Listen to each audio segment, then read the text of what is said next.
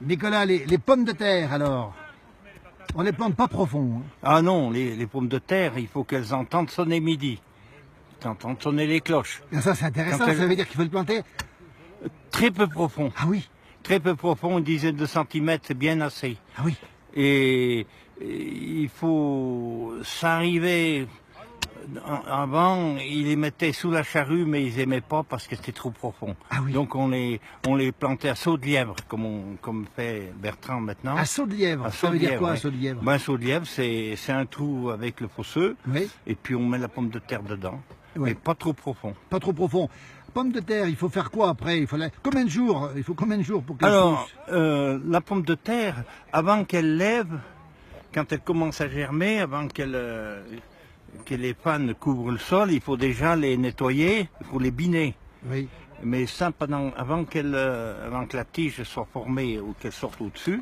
Et puis une fois qu'elle est formée, il faut rebiner, mais entre les rangs. Et oui. Et puis après, ceux qui veulent combler, comme ça se fait maintenant, mais on ne met pas de produits chimiques. Oui. On nettoie le terrain avec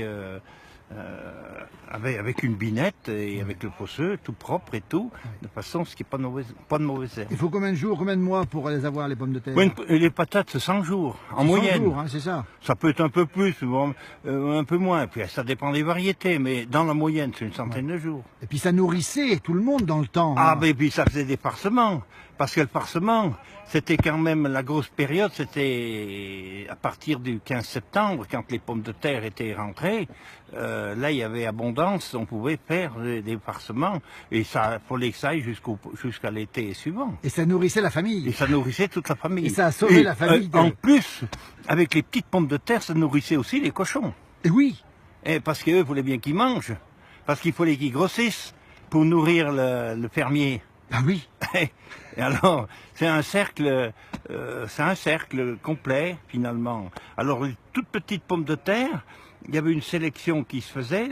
On ramassait d'abord les grosses pommes de terre, parce qu'on les arrachait le matin, qu'elles sèchent un petit peu. L'après-midi, on ramassait les grosses. Ensuite, on ramassait les semences qu'on sélectionnait pour l'année suivante. Et puis les toutes petites, c'était pour les cochons. Et on séparait dans les casiers, dans différents casiers, pour qu'elles étaient mises à la cave.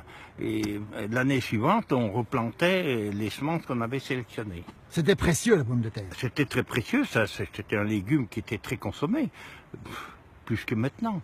Je sais pas, moi, dans une famille, c'était, je peux pas bien dire de chiffres, mais une quantité importante. Et le farcement, c'était le plat du pauvre ou du riche? Ou c'était le plat que les gens préféraient, et puis presque du riche. Oui.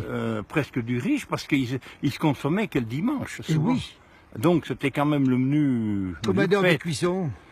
Ah, le farcement, c'est 4 heures. Qu'est-ce qu'on mettait dedans? Ah ben le farcement, c'était, bon, la base c'est la pomme de terre râpée, ensuite une petite pincée de sel, et puis une ou deux cuillerées de farine, et encore pas trop, ça dépend des variétés de pommes de terre, et une ou deux cuillerées, ça dépend si elles rendaient beaucoup l'eau ou quoi, mais on gardait quand même toute la fécule, et 4 heures de cuisson. Et c'était bon? Ah ben ça c'était bon. Alors ça se mangeait avec la cochonnaille quand même. Mais ça se fait toujours maintenant. Quand on invite des amis qui sont du coin, on ne va pas leur proposer un autre menu que le farcement. Sauf si c'est au début de l'été, s'il fait très chaud, on évite quand même, parce que c'est un peu lourd. Ça tient au ventre. Ça tient au corps, comme on dit. Merci, Nicolas. Ouais, oui. Merci.